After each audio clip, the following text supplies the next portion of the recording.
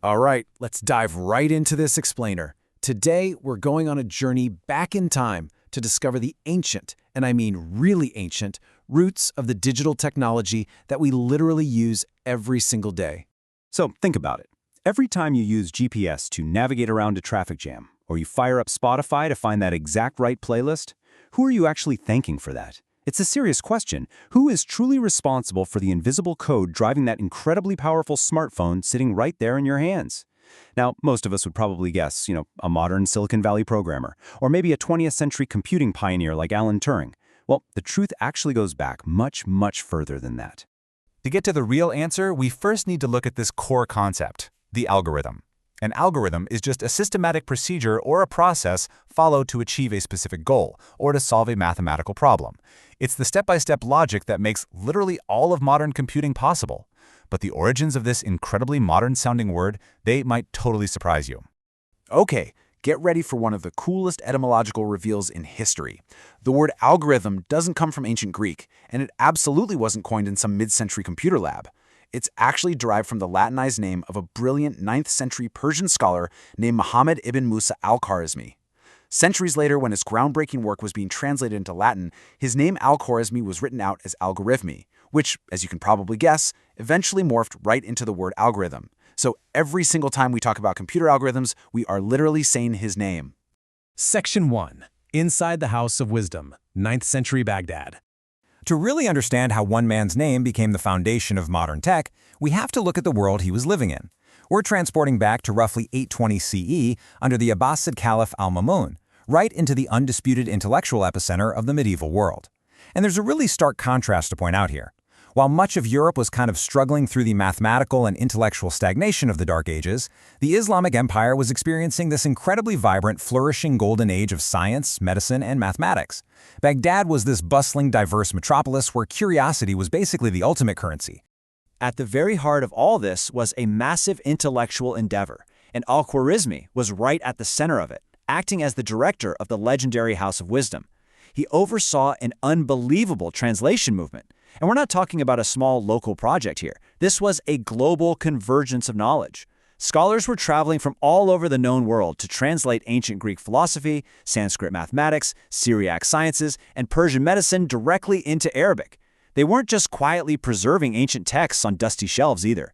They were vigorously studying them, critiquing them, and synthesizing all this vast global knowledge so it could be radically improved upon. Section 2. The birth of algebra, solving the unknown. So this atmosphere of relentless innovation led directly to a very practical need, solving everyday problems. For instance, navigating complex Islamic inheritance laws, which often required people to calculate completely unknown quantities. To tackle this, Al-Khwarizmi fundamentally changed problem-solving altogether. In 830 CE, he published his most famous book, known as Al-Jabr. In it, he laid out this brilliantly systematic approach. Step 1 is Al-Jabr, which means restoration or completion, kind of like moving a subtracted term to the other side of an equation just to make it positive. Step 2 is Al-Muqabala, which means balancing or canceling out like terms on opposite sides. By introducing this reduction and balancing, he started treating algebra as a unifying theory, totally separate from the geometry the Greeks had always relied on. Oh, and by the way, that title Al-Jabr? That is exactly where we get the English word algebra. Now, keeping in mind that Al-Khwarizmi didn't use the modern algebraic symbols we're used to today, there were no X's or Y's scribbled on his parchment, he wrote his equations out completely in words, and he called the unknown quantity shay, which simply means thing. But to prove his verbal equations were actually mathematically sound, he provided these incredibly elegant visual geometric proofs. He was literally solving quadratic equations by visually completing the square way before any modern algebraic notation even existed. He basically handed mathematics an entirely new, robust development path that changed the entire field forever. Section 3. The Power of Zero, Hindu-Arabic Numerals. Let's move on to his second monumental hit, which is the number 0. Now, I know it looks incredibly simple to us today, but we really have to emphasize the absolute game-changing power of this tiny circular placeholder. Before this, calculating anything with clunky Roman numerals was a complete nightmare. Seriously, try doing long division with Roman numerals. It's pretty much impossible. Al-Khwarizmi introduced the Hindu-Arabic positional number system, so the digits 1 through 9 and, crucially, 0, to the Islamic world.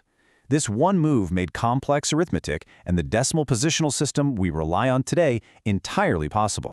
He actually wrote a text detailing this exact system, which got translated into Latin in the 12th century under the title Algoritmi de numero indorum. That text basically taught Europeans exactly how to calculate using these incredibly efficient new numerals. What's really interesting is that it originally taught people how to do these computations on dust boards, or takt, where you could easily write and erase numbers in a thin layer of sand using a stylus.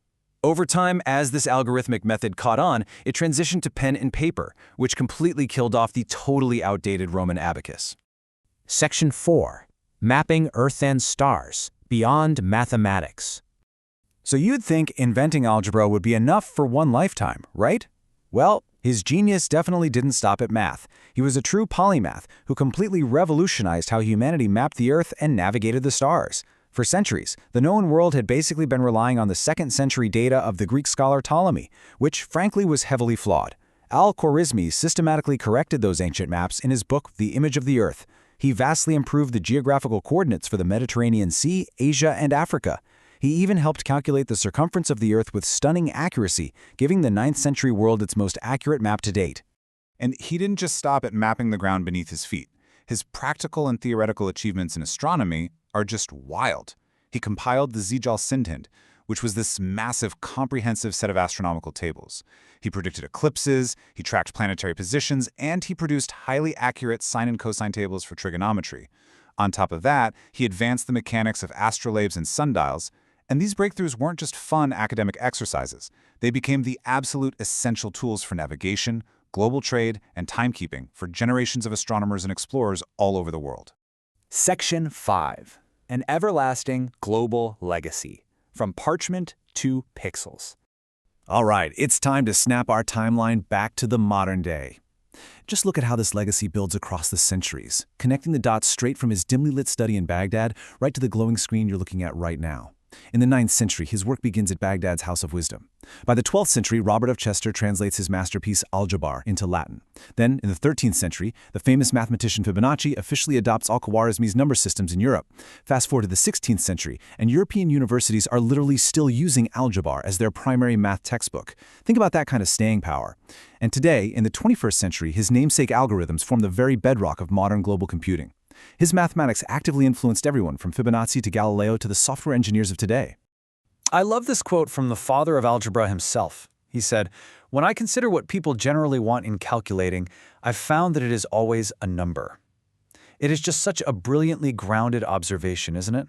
It reminds us that all of his complex theories, the geometric squares, the massive astronomical tables, they were never just math for the sake of math. They were purposely designed to solve real, everyday human problems. Which brings us to our final thought. We literally hold the power of his algorithms in our hands today. So, how are we going to use them? Al-Khwarizmi set an incredible algorithmic world into motion to seek truth, to build understanding, and to connect humanity. Now, the immense power and honestly, the great responsibility of that technology belongs entirely to us. Thanks for joining me on this explainer. I hope you found this visual journey as fascinating as I did, and I'll see you in the next one.